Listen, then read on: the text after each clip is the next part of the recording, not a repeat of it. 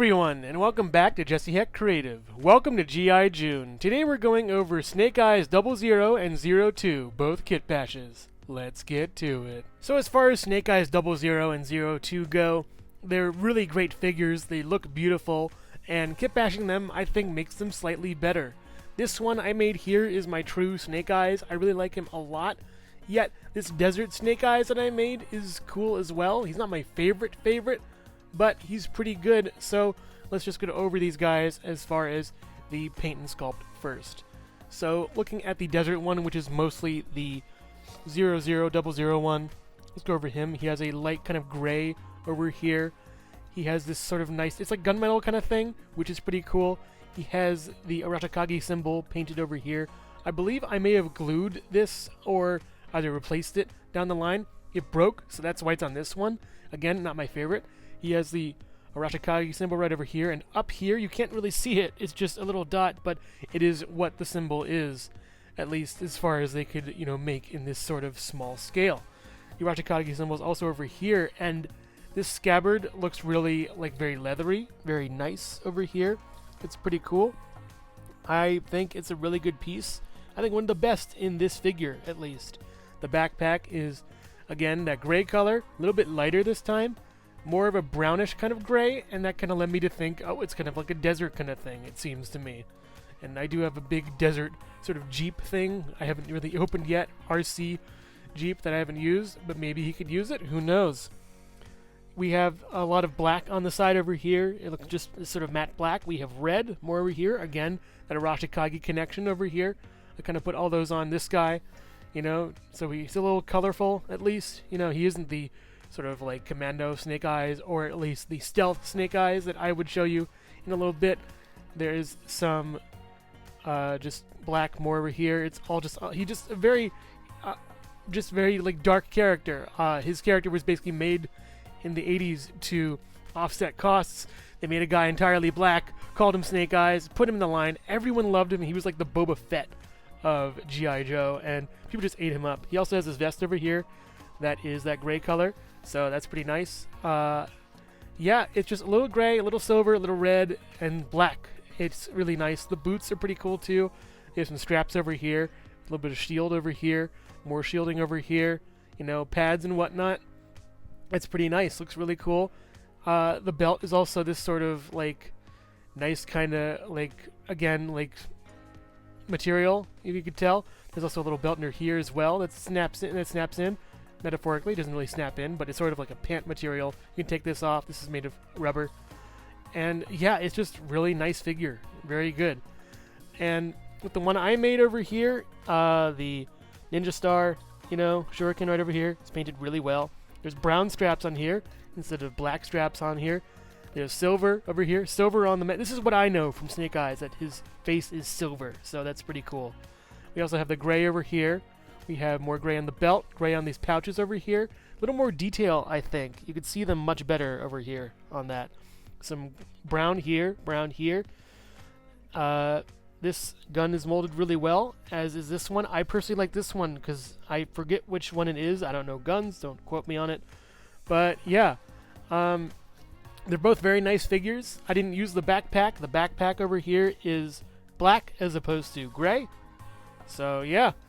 And then the gray straps over here. Gray on the this sheath over here, which is pretty nice. A little more muted than this one over here. A lot more color on the desert camo one than this one right over here, my true Snake Eyes. So we have desert, battle ready. So let's talk stealth. Stealth Snake Eyes for me is the one that everyone knows. He's all covered in black from head to toe, except for this. This is actually, I believe, either V2 or V1 of him. V1 or V2. I forget which one came with the red dot. I think the second version came with the red dot on the head, right over here. So, yeah, that works as well for me. I like having this guy a lot. He's pretty cool. He has a lot of different, just applications. You could put him in the shadows or say him in the light, and he would look all dark and black. It's really cool. This is black up here. We got just all black, basically. It looks really good. It works really well. I don't need the backpack at all for him. It would kind of stand out and be very clunky. You know, if you're trying to like do a stealth mission, you wouldn't want a giant backpack weighing you down or jingling, you know. The belt and these little straps over here, and I think the Arashikage symbols and a couple little, there's some nice detail over here with this little sort of pin ring. But yeah, he's mostly all black. He has a very sort of shiny visor, which is really nice. It looks really cool, and I like it a lot.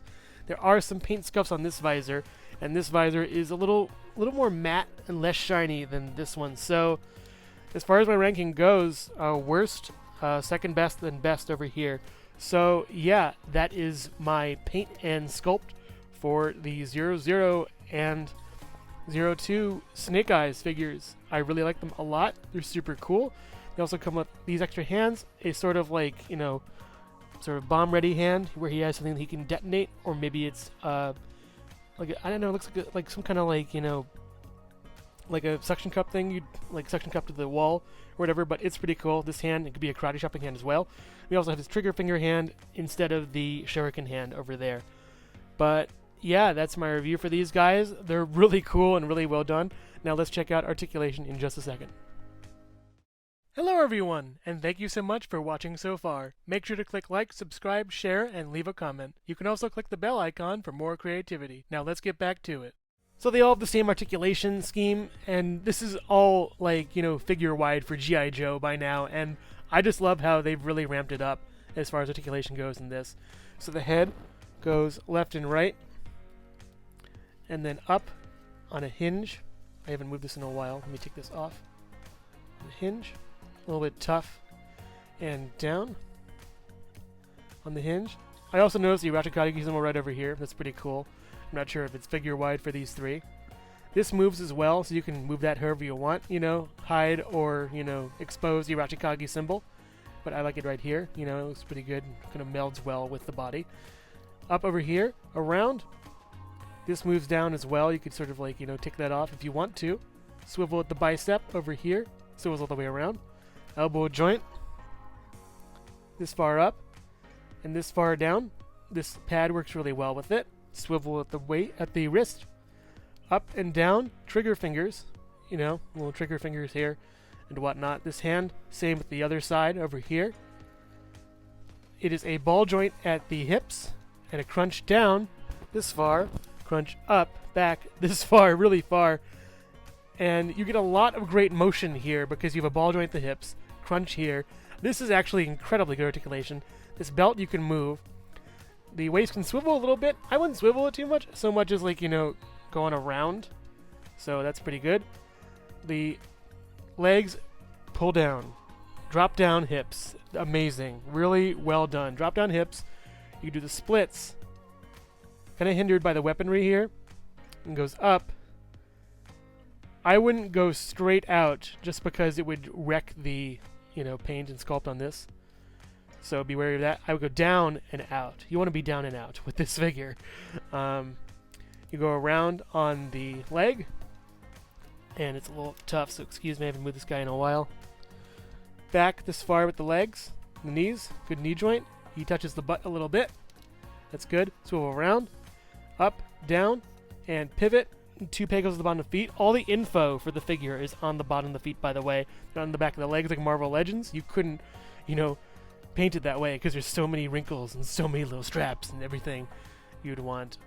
And also you have to kind of like, you know, center this if you want to put the sword back in. Or, you know what, let's just put the backpack back in real quick. The backpack fits here, like so, in the hole. And then there's a hole at the side. You could put the sword in there, at least the scabbard of the sword, and it fits pretty nicely. But the backpack is too clunky for me and big, so I'm just going to put the sword on here. So that would look pretty nice, I would guess. And yeah, that's the articulation for this guy, or at least the 3. So going to accessories really quick. He comes with, let's go over Desert Guy because he has a lot of stuff on him. A gun right here with a silencer you can put on, and this is geniusly done right over here. The weapon storage is insane on these guys. You can practically fit every single weapon with every single figure. It's pretty nice. It bends a little bit. I don't really use this all that much. There's a hole right over here. I forget why. Probably for fitting on the figure or fitting on different pieces or just attaching things to other things, I would guess. So that's pretty neat. It stores back in quite nicely right over here. There's a knife over here. Point of contention with V1 of the figure that the knife wouldn't peg all the way down into the sheath, but V2 fixes that. So yeah, that's pretty good at least. It fits well. You know, he can hold it pretty well. The hands are really stiff on these figures, so you may have to either heat it up or sort of wedge it a little bit, but he holds it quite nicely, you know. Same with the gun. You can hold that. You're going to put it in his hand and then swivel that around, down, and it kind of work. It just works really well for his hand. It's molded very well to his hand. The hands are really well done in this. I just wish they were a little more pliable, but I get how they want to make them not as pliable, because down the line they're going to, you know, break. So if they're really pliable. So yeah, that's kind of a issue with that. You have your scabbard and your sword. The sword can come out. There's a piece right over here that actually can break. So I'm going to be sort of ginger with this. Put it into his hand at an angle, and then sort of work your way down around, and then stop at that point right there, and just have him hold it like this, and it's fine. That works really well for him. Taking that out, it's a breeze, it's a cinch. You want to match the curve of the blade, the curve of the scabbard right over here, and slide it in, and then put it back on the back, or in the backpack, whichever you want to do. He has a gun right over here. It's fine. It's okay. It's whatever this thing is, you know. I don't really know guns. So it's going back in his hand, I guess. I don't know. It's not really my, you know, cup of tea in a way. But yeah, that's the accessory for this guy. This one, same stuff, you know, same exact kind of thing. Even he comes with its gun right over here. And the backpack, you know, also. 2 backpacks. What do I have 2 backpacks? The hands I already went over. Check. And this gun right over here. I think it's called an Uzi. I'm not exactly sure. It fits really well into his hand. The trigger, you know, and everything. It's sculpted really well. I like all the sharp angles and edges to it. You know. Gotta have a gun, you gotta make it edgy. So, yeah, that fits really well into his hand. The little shuriken sadly can't come out, but it looks good in his hand with all the brown on it. So, that's pretty cool. Again, I love this guy. He's super nice. But it's probably not why you're here. Let's look at the last big accessory, and I'm talking big accessory that came with Snake Eyes 00. And this thing is a blessing and a curse. It looks really cool in a display, but it's really hard to put together as far as like the all the pieces go. It took me like a few minutes to actually assemble here. So going over this, and I'm kind of afraid of what to do and how to place it and put it. So let's just go over this guy real quick. We have this sort of staff with 2 blades on either side. It's pretty cool. It bends a lot. Not my favorite weapon of the bunch, you know, as all it goes. This little sword is kind of cute. It has a notch right over here, so that kind of bothers me a little bit, how that notch is right there. But it works for, you know, placing it on the stand. It looks really nice, and that's cool. Another longer curved sword. Again, I have no clue what these are called. If you know what they're called, tell me in the comments. I'd like to learn more about these things. Just reminds me of something you use on a farm to like cut wheat in a way, but that's a sickle, so whatever. There's another notch right over here as well. So I'm not sure if that's for stability or something. Maybe if you place it like this, it would work better, but I'm not exactly sure. That's a cool weapon at least. Now we get to the really good weapons, at least as far as this goes. We have these 2 little climbing hook things. They're neat. I like them. They're pretty cool. Yeah, they're just little climbing hooks. Yeah, that's cool. Axes are nice. I love these a lot because I did a cool thing with them on a different figure that I'll probably show off later. But yeah, that's nice, you know. They're good axes. They have a lot of holes in them for some reason. I don't know if it's for stability or, you know, whistle through the air or something cool. They're very curved, very, you know, interesting. Very neat, you know, axes right over here. That's pretty nice. Putting them to the side a little bit. And last but not least, we have these sais, I believe they're called. You know, they're really cool. It reminds me of what Elektra uses in the Marvel comics. So we got the ninja connection right over there. That's nice. Pretty cool over here. Yeah, that's really sweet. That's really good. So what I usually do if you want to store them on another figure or something is there's little holes in the backs of these. And you just sort of thread that through and have it just, you know, hang, I guess, right through there, I would think. Yeah. It worked better on a different figure I had, but you get the point. They can work together You can actually helicopter someone to death with... Oh, that's pretty cool. Yeah, helicopter side blades. That's a really impressive Cobra invention. For those who don't know, Cobra is the enemy faction. G.I. Joe is the hero faction. So yeah, we have all these things, and this nice stand. It has a lot of symbols over here that I can't read because I don't know what language this is. If anybody knows in the comments, again, help me out. They're pretty cool. They're etched in, really nice. These look like they're too low for some reason. They look like they're going to fall, these little hooks. There's like wolves or dogs or something or whatever put into here. There's also some information like Hasbro and whatever in 2019. Remember that year? Remember that time, everybody? Yeah, me too.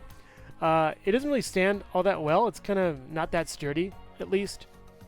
On the front, I never really looked at this that much. We have some kind of guy in a cloak with like bare feet, another guy in a cloak with more bare feet, and they're amongst clouds or something, and this is like God or whatever, and this guy's holding a big pool noodle.